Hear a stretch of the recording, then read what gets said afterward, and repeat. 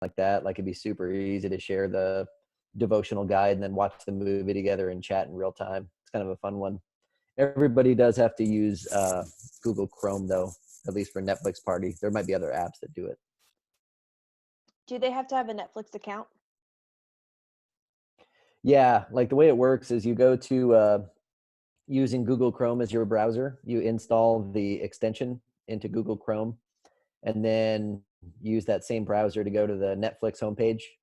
And then if you watch Netflix through your Chrome browser, you can turn on Netflix Party, and then it creates a hyperlink just like you would have to this Zoom meeting kind of a thing. And then you send that hyperlink to your friends, and everybody can tune in and watch the thing in real time together.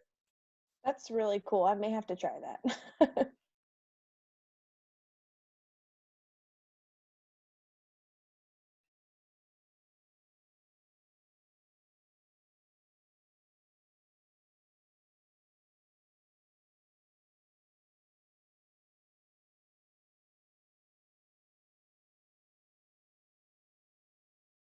Is there a reason it only works on Google Chrome, or just that's where they've gotten so far with it?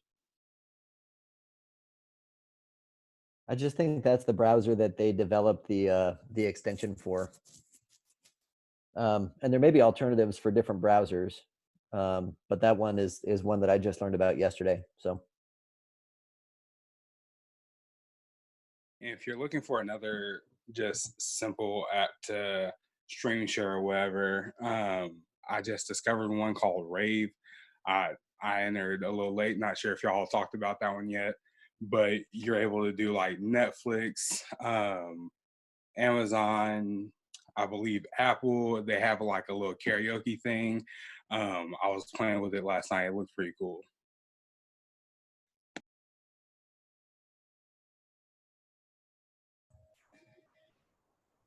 Cool. Well, I'm going to open us up with a word of prayer, and we'll kind of just jump in. I think everybody is in who's going to be here. People can jump in as they get here. But let's pray. Gracious Heavenly Father, we just thank you for this group of people who love youth and continue to seek to be a ministry with them throughout this crazy time that we're in. I just ask that you bless this conversation, let it be fruitful, and that let it prepare us as we go out to continue your ministry in the world. It's in your son's name we pray. Amen. Real quick, wanted to introduce two folks that are joining us. One is Chris Wilterdink, who you've already seen sharing some awesome resources. Chris is the Director of Young People's Ministries with Discipleship Ministries. I think he even has a longer title than that, but that's the short one. And then Bart Patton, who is the Director of Youth and Young Adult Ministry. I think a lot of you probably know Bart, with Perkins at SMU. I reached out to them and asked if they'd be voices in on this call with us today. I know that I have enjoyed my conversations with them about ministry in the past, so I thought that you guys might benefit from having them present today too. So I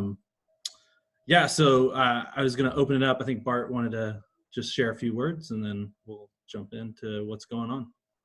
No, I just want to say thanks to all of you for your faithfulness and your creativity, and for what you're doing. I know this is crazy, but I'm so encouraged by what I'm seeing. So thanks so much, and looking forward to just listening and learning.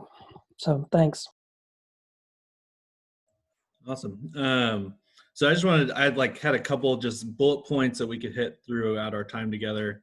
So stuff that's going well, stuff that's not going well, any like learned best practices, and then obviously sharing resources. I'm going to copy all the links that get posted in the chat and share them in the Facebook group later.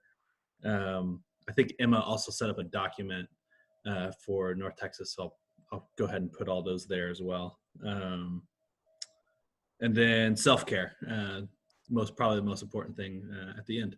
But so what's going well? What went well since we last met last Tuesday? What's working? We got together on Zoom on Sunday night. We had 28 people total, or 28 connections total. And I felt like our bandwidth on the internet was a little low for having that many folks. So we bought a Zoom Premium to do some breakout rooms, to see if maybe breakout rooms will make for better discussions. And then tomorrow night, Wednesday night, we're going to do just a hangout on Zoom. Just whoever wants to can call in and just give us a chance just to talk. And there's no really agenda. We'll just hang out.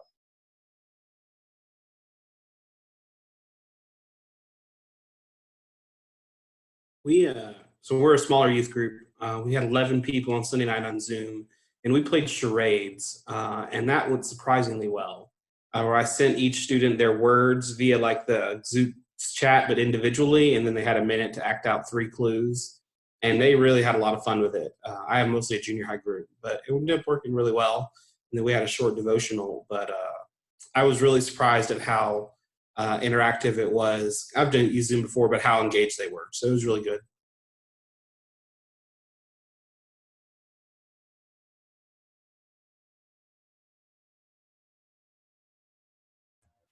I know one of the things that we did was we did a game night on Sunday night, and we used Download Youth Ministry's Sidekick app. I created a wheel that had like 15 different random, oddly specific things that you could find in their house. And then I would share my screen on the wheel, and I had somebody, another adult assigned to help me keep score, because between sharing screens, it was hard to watch all the screens at once. And so my other adults helped keep score. Whenever I land on the wheel, they take off running throughout the house, find those things. And it went really well. If you have the ability and the budget to do Download Youth Ministry with the Sidekick app, especially right now during these times, I'm so glad that I had already invested into this. I can share more about what the subscription looks like offline, or you can just go to Download Youth Ministry and find out more about it. But they have a lot of games that can be that potential to work really well with screen sharing through Zoom. So.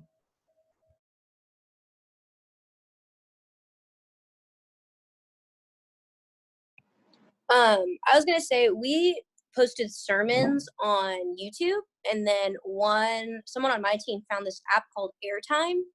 If y'all found that one yet too, I know there's a lot of different screen sharing ones, but it allows you from your phone to watch YouTube videos together. So right now we're training all our volunteers on how to use it, because it is kind of weird. But I'm excited that life groups will get to have another interaction point rather than just like FaceTiming each other, but they can watch sermons together now before they go into like their life group time and talk about it.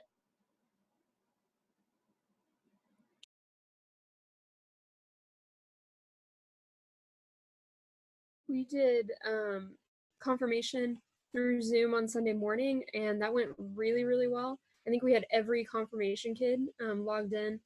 And then we did worship on Sunday night through Zoom. We also Instagram lived it for the kids that didn't want to do the face-to-face thing. So that was fun. We sang some songs. We kind of just talked. And then we played that pillowcase game, and they loved that. We had mostly middle schoolers on Zoom, but they had so much fun running around their house and grabbing stuff. Their parents, maybe not so much, but we told them to put everything back. But yeah, they had a lot of fun with that. So thanks for who posted that, because we used that, and it was a really fun game. It's a little hard to keep score, but there's no prize either way. So we were just like, okay, yay, you won. And then they were just happy to hang out with each other. So that was really good.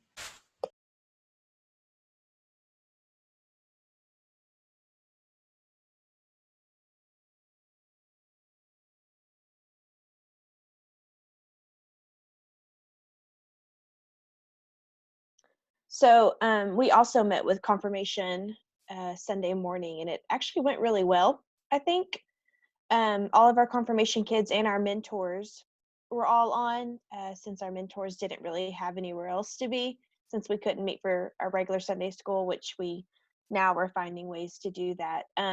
But we did that, and then Sarah, we also played the pillowcase game, and even our seniors got into it, and it was a lot of fun. And then something else that we're going to be doing this week is on Thursday, we're going to have a separate meeting with our seniors, because I don't know if your seniors are hurting as much as ours are, but there's a lot of uncertainty with prom and graduation and things like that. So we're setting aside some time to just have some time with them so they can vent and kind of talk about what their heart is going through with this, all of this uncertainty for them and these moments that are only once in a lifetime. So that's something we're going to be doing Thursday. So I'm excited to see how it goes.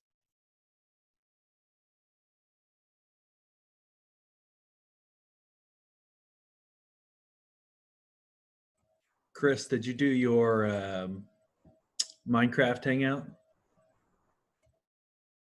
Yeah, we did. We did that Wednesday afternoon. It worked really, really well, actually. So we used Discord to talk and communicate. We also used it to queue kids up. So we used a Minecraft realm because I'm not smart enough to run my own server. That takes a whole lot of effort and ingenuity that I don't have. The realm runs like $7.99 a month, but they have a 30-day free trial, which is what we're using because we're trying not to buy things. And we were able to get, we had 15 total kids that participated, and we just kept rotating them in and out. So the way that I chose to do it is we dropped everybody into the server and we split them into 2 teams in Discord, one with my youth ministry associate, one with me. And then we basically put a wall up in the map and we said, okay, you've got 30 minutes to build a base, right? Build yourself a base. We'll build a base. And then after that 30-minute mark, we basically capture the flag. So we like open the wall up and then you run to the other side, and they were able to make, all kinds of stuff, traps and different things to try to keep you from getting the flag. And we did that for over 2 hours and they loved it. We even have, they want us to do it again. And we've had a lot of the kids who weren't able to make it during that time slot being like, okay, well, when are you doing it again? Because I really want to do it. So I would suggest that for anybody who's just looking for really like out of the box fun ways to play different kinds of games with your students, to go for that. The one challenge that we had right off the bat was if your kids already own like a PC version of Minecraft, it runs Java. We're running off the Xbox, which means it runs a Bedrock version, and the two aren't compatible. So if you want all of the students to be able to play together, they just need to know that you're going to be running a Bedrock edition off the realm.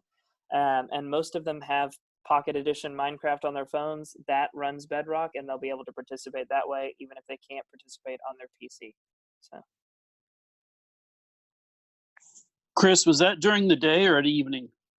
I ran it from 4 to 6 p.m. So right around there. So kind of midday. Part of the way that school is kind of working in Frisco right now is the teachers have office hours up until about 3 p.m. And so I'm trying not to do anything before that, but I'm also trying not to do things too late when, mom and dad are also getting off of work and they might be trying to get together as a family. So we're trying not to do too much late at night right now.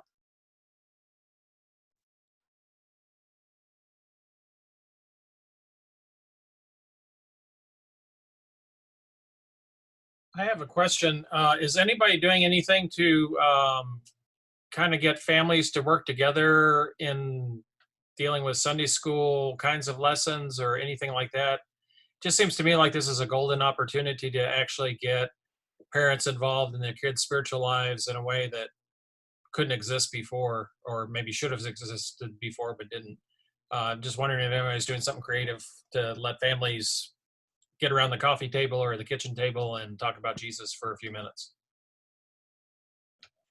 I've done a thing right now in the newsletter, just encouraging families to have breakfast together before watching the live stream of worship.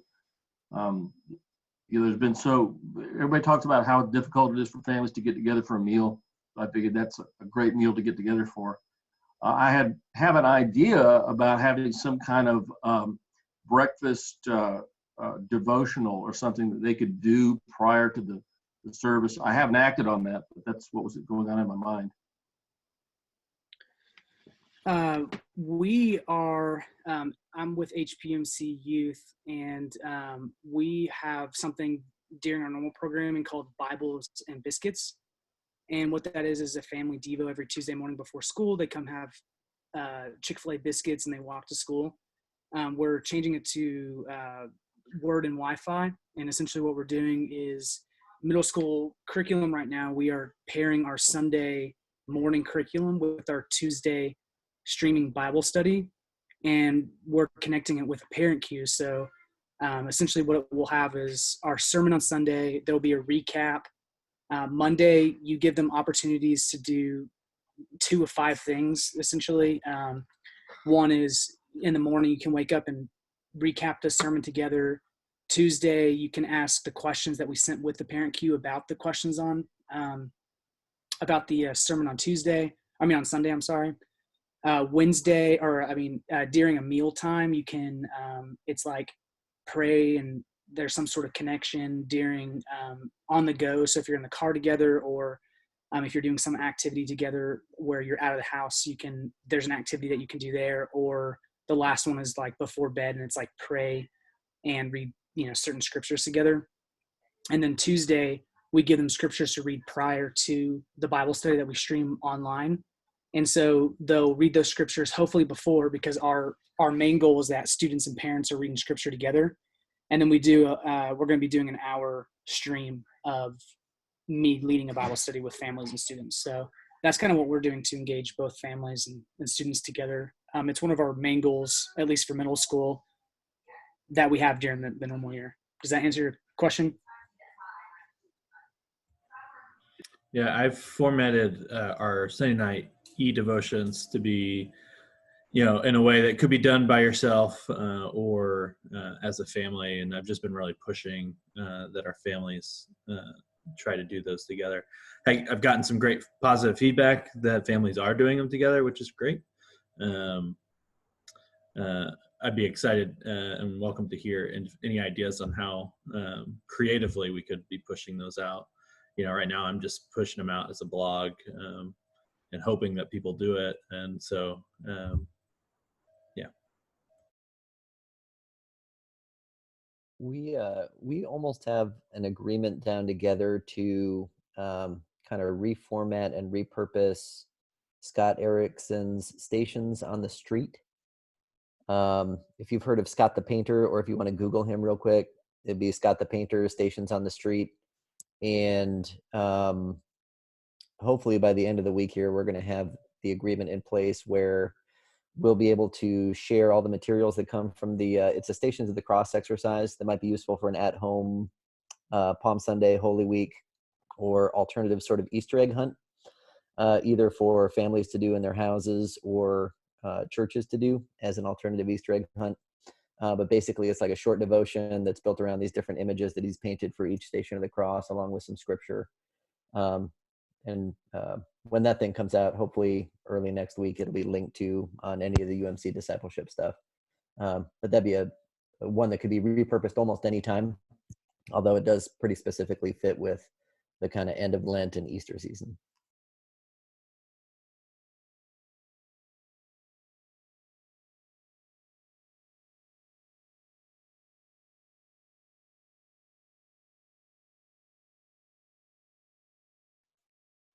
And Joel, I apologize, but I've got to run in about 10 minutes, and I had a question that I would love to hear some thoughts on, if that would be okay to butt in. Absolutely, go for it. Okay, cool. Great to see several familiar faces, and those of you that I don't know yet, I'm sorry. Hopefully we get to know each other really, really soon. But I have been in several conversations over the last week and a half about some of the recurring needs and like upcoming stuff that people are really needing help and support for. And one particular area of interest that has come up a couple different places is like the interruption of the normal rites of passage that happen in the springtime. So, no proms, no formals, no graduations, no closure to friendships, no goodbyes to be able to say to schools, none of those things. And so I'm working to try to put together a few things, but wondering if any of y'all have started to think that far in advance for, April, May, June, July, if there are interruptions to those sort of rites of passage things that you normally do as a part of your ministries, how you're trying to address those in some new and creative ways. One of the things, have y'all seen that people are doing, I don't like the word drive-by, we'll have to market that differently, but like the drive-by birthday parties, and stuff like that, like for little kids, and all of their friends drive by with signs. So we're trying to come up with ideas right now for our senior recognition, right? Where we lay hands on them one of the last Sundays that they're technically in the youth ministry, and we have like a banquet. So we're wondering, like, maybe building off of this idea of like I hate the drive-by wording, but the drive-by of coming through and like finding a birthday parade. Thank you, Eric. That sounds a lot more appropriate. So maybe a graduation parade of going by the homes of our seniors and almost doing like an Instagram live on our church's account. So it's not just the youth account, and it shows that like everyone needs to see this and be a part of this, right? Because that's part of the baptismal covenant, is being there as these kids grow up and go through the church. But yeah, doing the graduation parade, and maybe showing those students, giving them a moment where like we pray over them from 6 feet away, or have them kind of say a little bit about themselves, but just a way to maybe honor them. It's not obviously fully fleshed out. We just kind of found out all of our senior stuff would probably be canceled early May. So we're still just coming up with ideas for it, but there's something built off of what other people are kind of doing right now. Chelsea, I'm glad you brought that up, because that is actually something that we have been trying to talk about at the colony, is what can we do to recognize our seniors. So one of the things that was brought up was we have a weekday messenger, like a newsletter that goes out every week to the emails, that sounded weird, to emails. And we thought about having a space where we can recognize our seniors each week. So we have 9 seniors this year. And so we thought we would take a week and recognize 1 or 2 of them with their senior pictures and some information about like what their plans are after high school. And then something else that we were thinking about too, Chelsea, was the birthday parade, but doing something with the graduation kids. now. Not a birthday drive-by. Yeah, not a birthday drive-by. I didn't know the word. Oh, it's such a bad word. But yeah, and so just doing something that we could recognize our seniors. And I brought home posters from my office yesterday and markers and things like that, because something I stole from Paul when I was on his staff was the posters that we put out on their first day of school. And so we thought, well, let's try to do something like that without making any kind of contact, and let's see if we could make signs and I could distribute them between my youth staff, and then we could drive by and have some kind of like parade of some sort to check in on our seniors, but also try to hit the other houses as well of our youth, because we're not a huge youth group. And so that's something that we've been thinking about too. And I think it's funny that other people are thinking about it. I guess we're kind of all on the same wavelength, making sure that we're taking care of our students. So it's good to hear y'all's thoughts on that. Yeah, that's helpful. Thank you.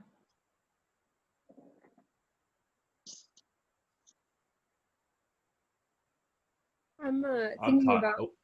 Sorry, I'm thinking about putting like a call out to any of the other people, especially like Sunday school teachers that have been from the church that have been influential in our seniors' lives, and just having them like record a message or a video to the senior or something like that, where they can see their face and have that interaction with them that they might normally get on Senior Sunday that they're not going to get. And then we usually have our seniors like share something with the congregation. So we might even just film them and post that so everyone can see their faces, you know, their favorite Bible verse, what they're doing.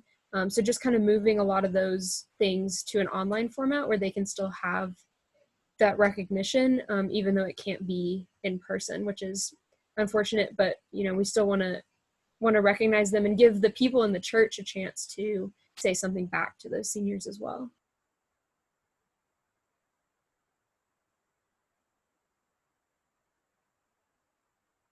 The things that I've been thinking about is not knowing how long this is going to go, what it would look like for us to schedule basically a replacement event. So like I don't know if we're going to do like a prom per se, but maybe like have a graduation for our students and any of their friends who want to do something like that. I don't know if anybody's thought of something like that.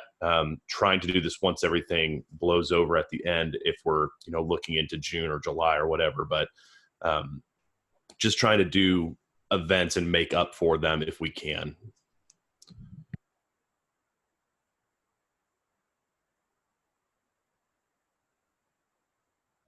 Yeah, that's kind of where I've landed with confirmation. As fun as it is to think about how we could possibly do confirmation in this weird way, I just think that nothing replaces confirmation in front of the whole church. And so I think we might try to do maybe recognize them through our live stream of worship once they finish confirmation, assuming that we are still having to live stream worship once they've finished the program. But then, once we can worship again together, we've already talked about as a staff how our first week back together is going to be a huge, we're just going to call it an Easter celebration, the resurrection of worship. And so I think it'd be a great way to celebrate the resurrection of worship together with the kids going through doing the confirmation and doing all that, the celebration there. So, and that's very fitting with historic Easter celebrations of new members and baptism and that kind of thing. It's kind of fun. I was going to ask, so everyone is still doing confirmation virtually, right? Because I just, like our high school confirmation, for those who are new or just find the church, I'm starting it this week, but same thing. I told them they would not be confirmed virtually. I told them I felt strongly to do that in person. They felt the same, but is there anyone who's not doing confirmation or like waiting for the full thing to be in person? We haven't decided on that because this whole thing changes daily. So we're kind of playing it by ear. We're continuing to teach confirmation virtually on Zoom, but I feel the same way, and so does Adam, that we really don't want to confirm them virtually. We think that's just really a bad idea, and so it'll probably be postponed because I have a feeling that it's going to be a while before we're back in the doors of a regular worship, and so we're just kind of having to see how it goes.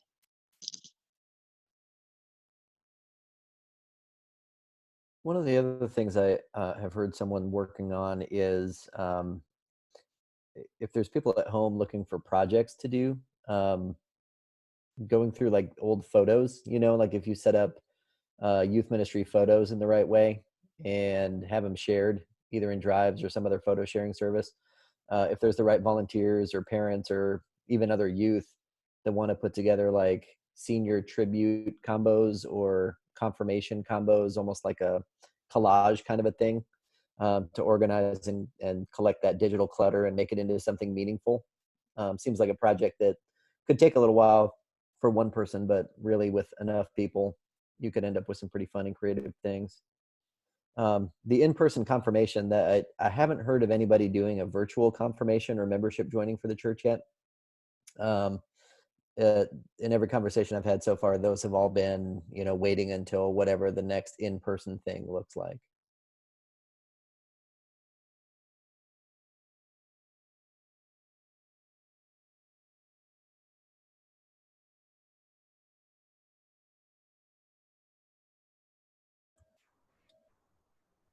Cool.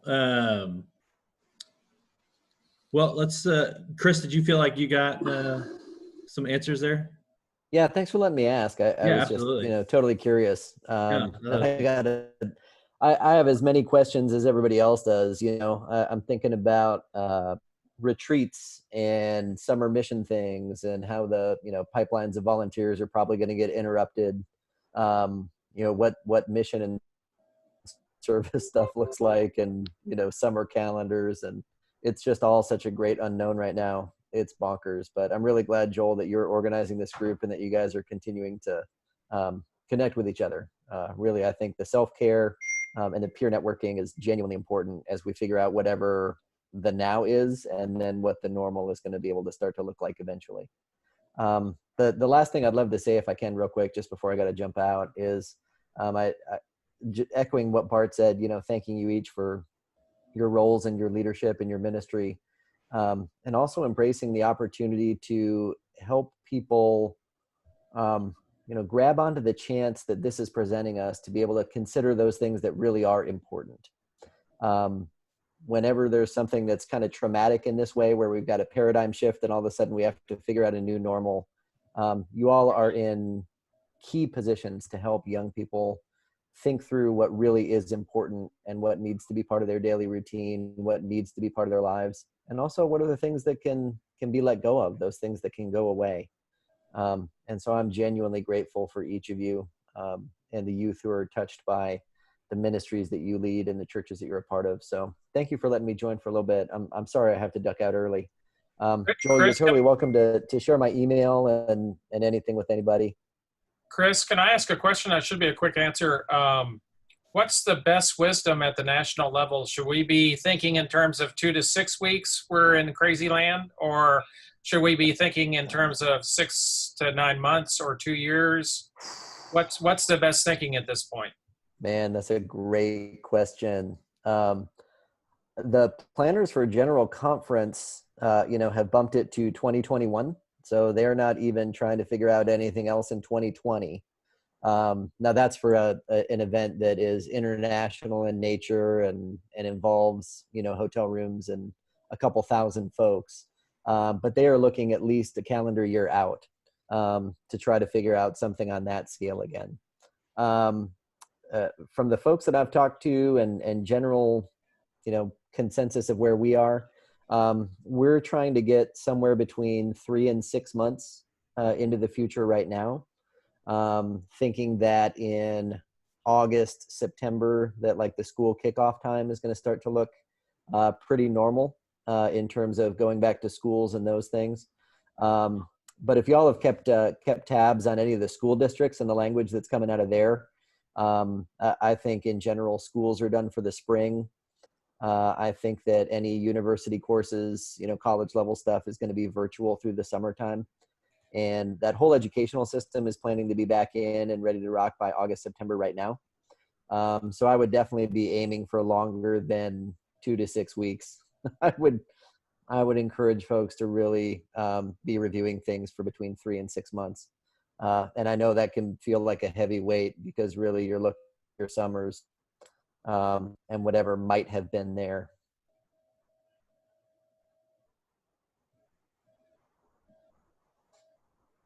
Cool. Well, thank y'all. Great to see you, Joel. Thank you for the invitation.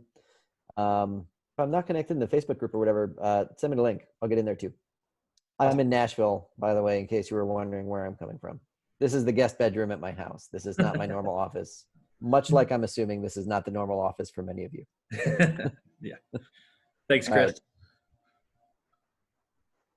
Cool. Well, let's move on. Anything that didn't go well for you over the last week? I'll start off by saying the Wi-Fi card in my laptop has started to go. Like, just perfect timing for that to happen. Luckily, my desk, my fold-out table desk, is close enough to the router to wire hard in, which is why we were able to have a successful Zoom call today. Because I got booted from my own Zoom call with my youth because my Wi-Fi went out, and then it gave control of the meeting to a student randomly, and I had to boot the whole meeting just to get power back because he did not seem willing to try to find out how to give it back to me. Something I'll be doing is setting up a co-host so that it'll default to the co-host if that ever happens again, so that we don't have to experience that issue. But anything else that didn't work for you this week?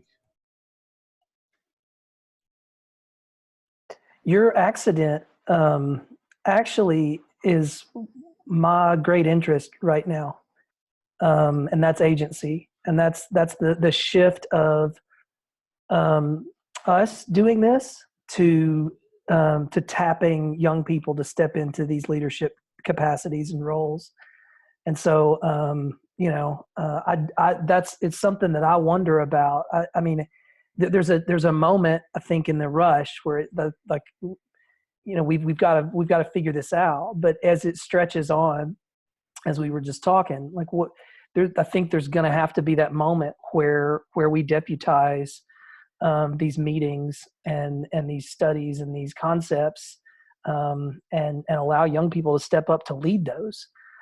So I wonder about that. If anybody's seeing that happen, and it's probably not just going to happen. I mean, we're probably going to have to tap some shoulders, and get booted from our own meetings to allow some young people to step into those roles. But I'm curious if that's something that's happened accidentally or intentionally, or if anybody's already seeing that or planning for it. Bart, I'll speak to that. I know you and I kind of are on the same wavelength with a lot of this. Ironically, I was just having an offline conversation about this thing that you're asking. And it was in relation to what Christopher was talking about earlier with the Minecraft realm. Like, we have some high school juniors that are always doing that. And I'm like, this is an easy way for me to give leadership away to our students who are on our leadership team, to invite other students into places and those sorts of things, because they've been inviting the youth staff in to try and hang out, but we've just not been in a place in this last week where we can just jump in and go hang out. We've been trying to figure everything else out at the same time. But for us, that's been a product of the way we do ministry. So we're constantly trying to help our students evolve into being their own advocates for community gathering.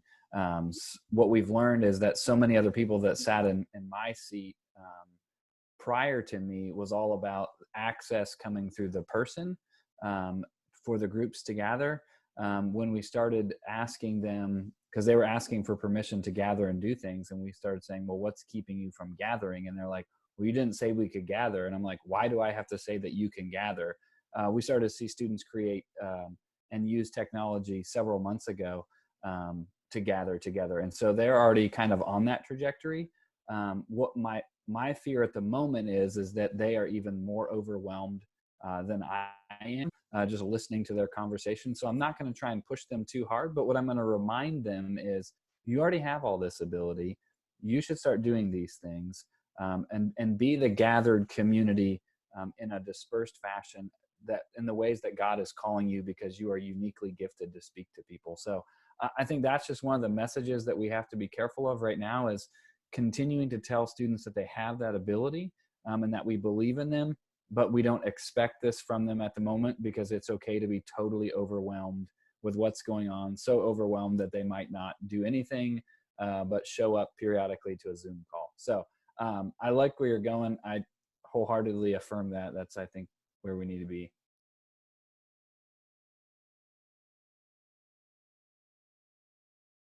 We also have an untapped potential right now. I don't know how many of you have reached out to your college students. They're grieving just as much as your high school seniors are, if not more so. And I've been talking to lots and lots and lots of our college kids. But yeah, they're trying to do school, but they are also completely rudderless. They have no sense of purpose. Most of their jobs are gone. They've been kicked out of their homes, because their homes were the dorms and their home. And they've got school to do, but they used to have school and fraternity and sorority stuff and after school jobs and all the different activities that come with being in college, and now they don't. And so if you haven't reached out to them to see, one, just how they're doing, I would encourage you to do that. But two, just to get them back involved. We do a weekly Zoom call with them right now. But we're also beginning to integrate them into some of the leadership of their former youth program as well. So yes, encouraging the youth and the youth leadership. Our youth council is supremely active in trying to figure out what they want us to do right now. But also that college kids, those leaders that we already trained up, who are now just waiting for something to do. They're out there waiting to be asked as well. So I just lift that up to you.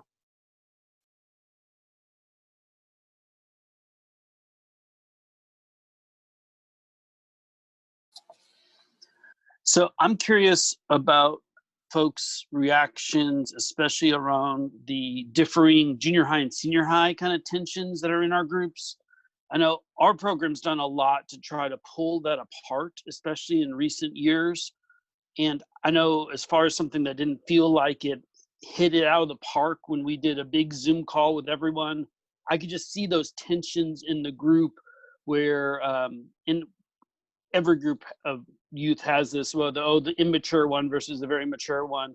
And so I'm just curious of any other strategies that people have used short of just separate Zoom calls or separate things for helping kind of manage those realities.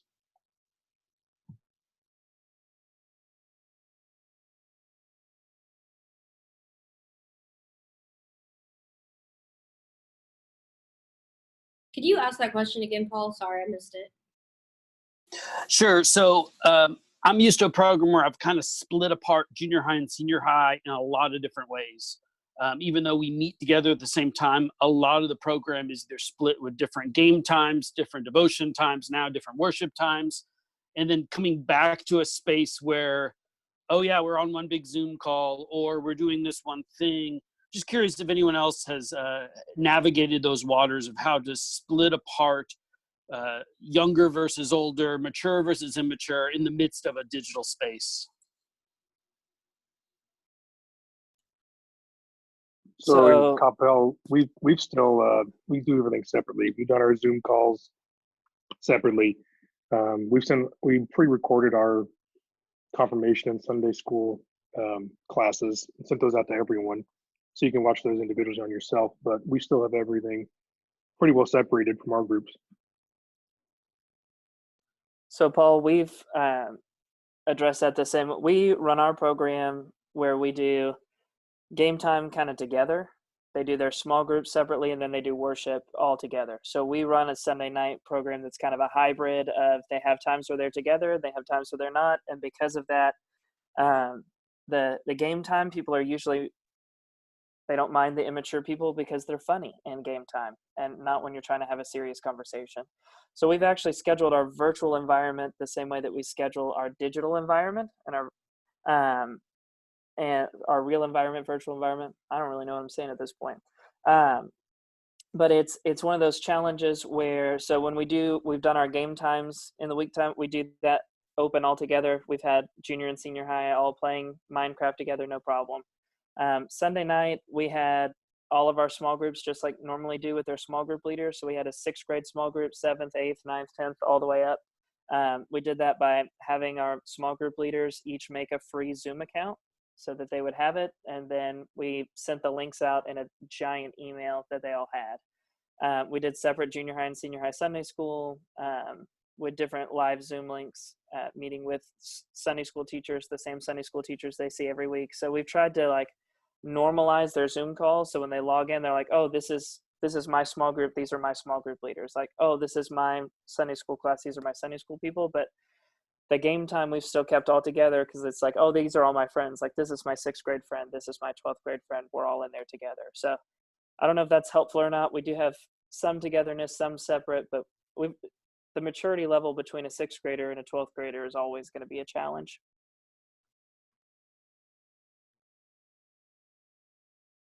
The ability to mute all participants on a Zoom call has been very helpful for us. But I think in the future, as we get our high schoolers more involved, we're going to experiment with the rooms that Zoom has, where you can all be in a session but then break out.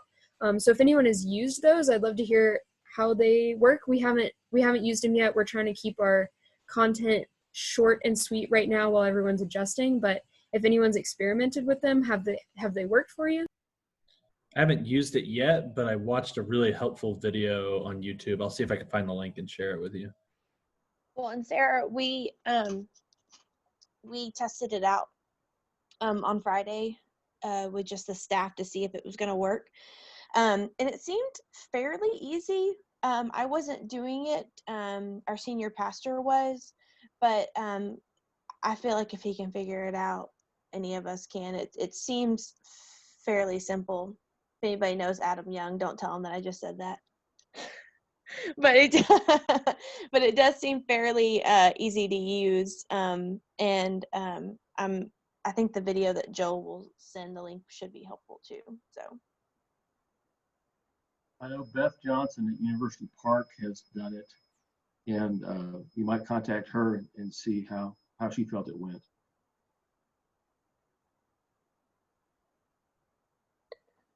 This is not from a youth ministry perspective, but it would carry over. To be able to pre-assign those groups, especially if you've got larger contexts, would be incredibly helpful, which would then require some sort of RSVP into those larger meetings. That's not always going to happen or be effective. You know, as best you can, and maybe that's with some hub group leaders or something like that, but to at least have some sort of predetermined division for that direction. And this is just infrastructure. It would make that a lot smoother in the moment if you kind of at least know your group breakout. It may be impossible to know who's going to be in the space that you populate those groups with, but to have some plan for that would help reduce some drag in the moment. There is a way to pre-assign people to breakout rooms. And I've just seen the menu on the screen. I've never used that. Really can't tell you how it works, but that option's there. Something you could explore and see what it does.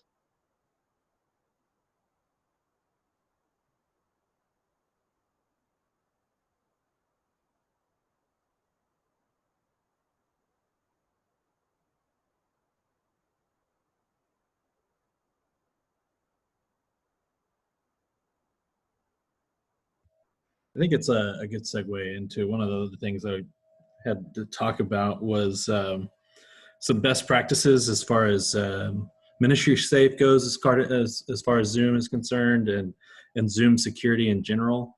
I've seen some like terrible, horrible horror stories from places that have done big Zoom public hangouts. I know I asked this question on the Facebook group about how you guys are addressing security through all of the Zoom stuff. I'm just going to share what we've been doing. I'm trying to keep it as easy as possible for them to get in, but still keeping it as safe and secure. And so a couple of the settings that I've gone through and changed, I use the waiting room feature so that I have to manually put them into the group. That way, like, I don't have to have the password, and so they don't have to worry about that aspect of it, and it's just up to me. Like, not a big problem, but one of the downfalls was like when we had to reboot our meeting and start back up, had to go back in then and re-add people in, and then people who join late, you just have to be mindful to keep an eye out on the top right hand of the screen to let people in. Just things I've learned through that.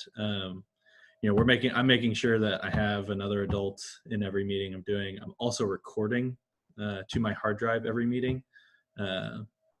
Maybe that's overkill, but I think that's probably a really good practice for all of us to do, just to safeguard as much as possible.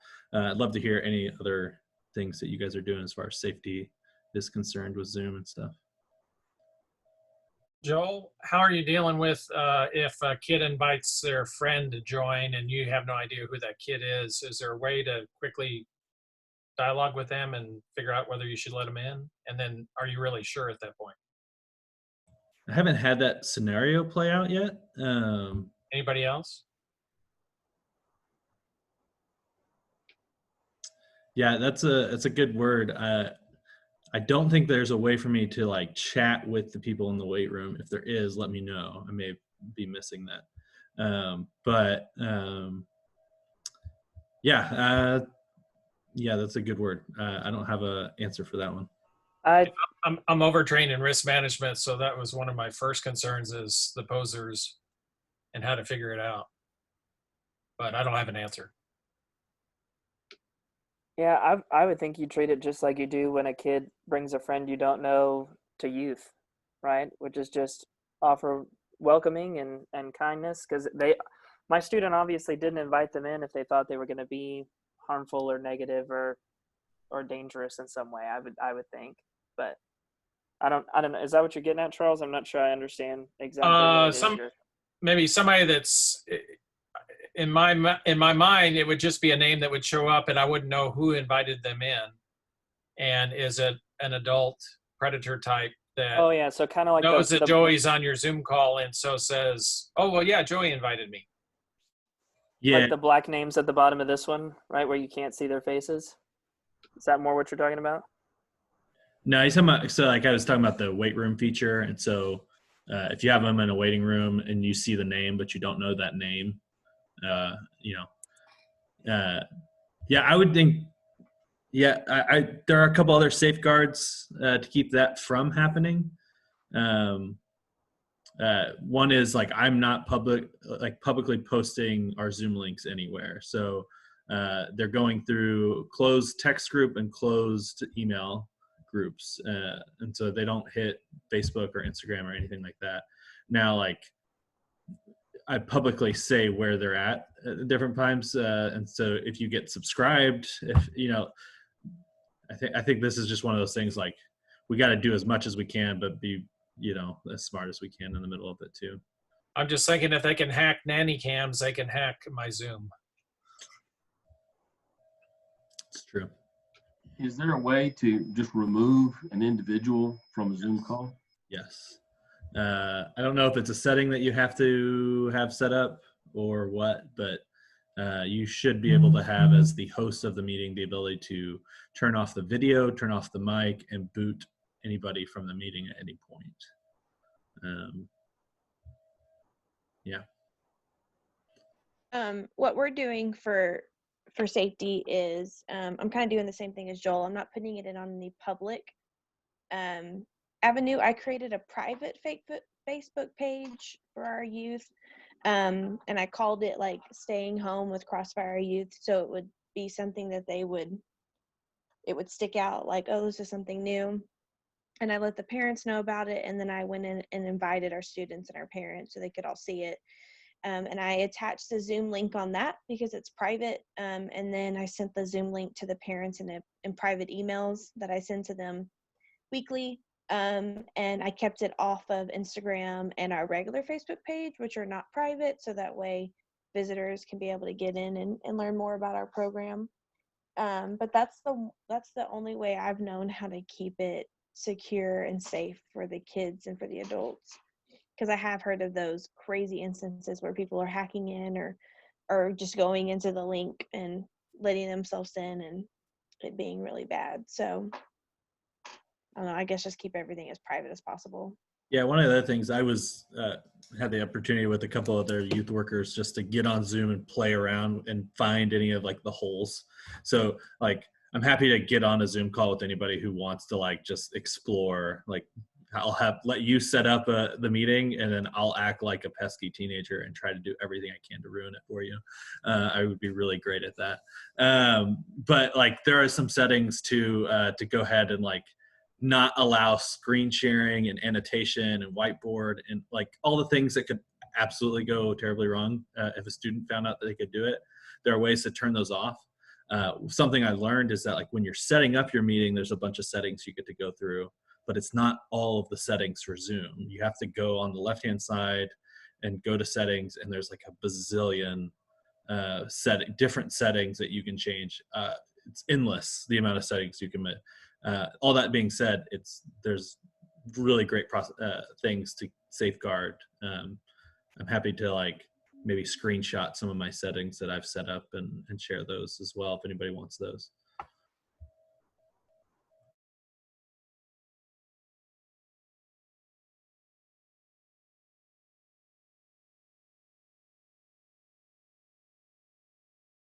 Cool. I want to be like mindful of everyone's time. We've already been doing this for an hour. One last thing I wanted to just share and talk about is self-care, is how you guys taking care of yourself. One of the things I've been really excited about is all the new opportunities that have presented themselves. My friend Brandy Horton, who's a pastor in Houston, posted a Bible study live today, and I got to sit in and listen to her do Bible study during lunch, and that was super great for my soul. And it's going to be a weekly thing. And so I'm going to jump in next week with them and do it again. I shared the link on my personal Facebook page. I'll share it on the North Texas Youth Directors page, but Marco is doing a youth workers worship with Youth Cartel on Thursday at 9 a.m. It's just 30 minutes. It's going to be a Zoom worship for youth workers. I think I already saw like 150 people already like RSVPing for it. So I'm really excited for that and hope that you guys will plug in that way. But I would love to hear ideas for how you guys are, taking care of your souls during this time. I think I sometimes feel, there's so many great ideas, but sometimes I can feel overwhelmed by, oh, I should be doing this, oh, I should be doing that, oh, I should be doing this, oh, I should be doing that too. And it's being careful to draw boundaries, especially now that we're working from home. It can feel like you can never leave work. So telling yourself, okay, I'm done. Today I'm done. I'm not answering phones. I'm not picking up the laptop. I'm done. Even if it means I'm just going to go lay in my backyard. I'm done. And so I think it's being mindful of setting those boundaries and of making those choices, especially as one of the biggest gifts I think of this time is I get to have extra time with my kids who are teenagers. So I'm trying to live into that better. So my biggest encouragement to y'all is that often as youth ministers, they tell us to say yes to everything, but to continue to be mindful that saying no is very holy, especially in this time. So I want you to invite you to say no. That we can't do everything for everyone, but we can do something for many. That's me. Quick pro tip for somebody that's worked from home for a long time. Have one space that you work at, and when you sit in that space, let that be your signal that you're working, and don't do anything else in that space, and don't work one day on the sofa, one day at your desk, one day at the kitchen table. Because all the distractions, maybe none of you are as ADD as I am, but all the distractions will really make it difficult to say yes and say no to things because suddenly it's 4 o'clock or whatever, and you don't know where the time went. But have one spot that you work at. Yeah, I'm going to second that too, that have one spot. But my work spot is upstairs, and I do take a lunch break and go downstairs to the kitchen and have lunch. And don't think about work and just take that break fully and then come back to work, to my work spot after lunch. Yeah, I know that I've found it really hard just because I live in a small apartment I had to set up my workspace in my living room. And I know that like our nights look so different now. Like me and my wife are just like, yeah, we've been here all day, and so like we'll find ourselves in the living room. She's reading a book, and then I like find myself creeping back to my office chair and sitting back at my desk. So I should probably like put my chair away is what I should do at the end of the day. It's like put it in a closet somewhere away from my desk because I have tended to sit down back at my desk and get back to doing more and more things.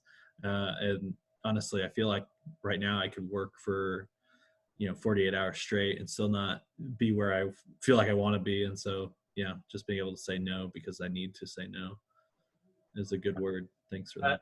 A different pro tip, Joe, might be just throw a Afghan or a blanket over your chair and desk, that part of the desk or whatever, and cover it up. Social media schedulers have been really helpful for us. I think we started right when all this started. I think Steve bought one or subscribed to one or something, and so we don't even have to create the content, but something is being posted to our Facebook and Instagram pages every day that are asking students and parents to comment. So that's been helpful.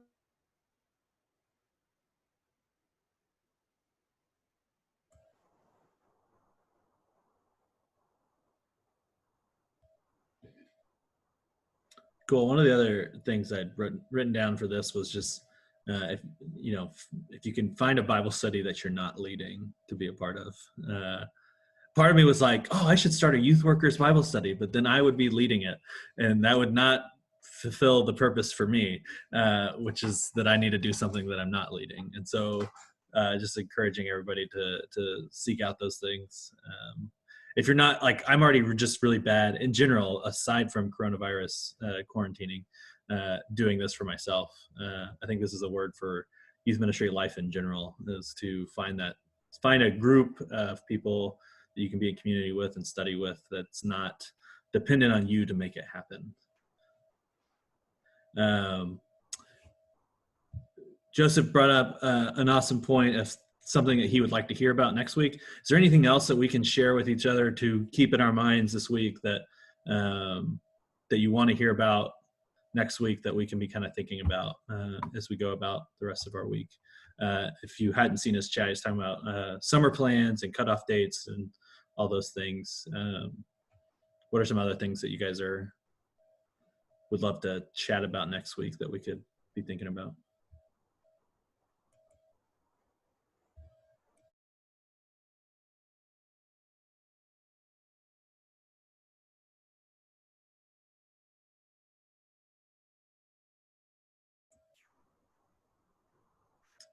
Cool. Well, hey, I have been just enjoying the heck out of this the last 2 weeks. It's been really good for my soul. This is good for my soul, just to be in community with you guys. Continue to share this with your friends, other youth workers. I know, Charles was raising his hand. Yes, Charles. Sorry, I like pushing all the buttons. Can I nominate Maggie to maybe lead us with a short devotional when we start next week? I second that motion. All in favor, say aye. Thank you. Appreciate that. Boom. Awesome. Cool. Do I get to nominate someone next week? Absolutely. Yeah. Is that how that's going to work? That's how that's going to work. Perfect. We'll do Love it. it. Love it. Let's do it. Cool. Well, guys, I'm praying for you guys. Stay healthy, stay safe. Reach out if you need anything. And you guys have a great week, and we'll see you next week. Wash your hands. Wash your hands.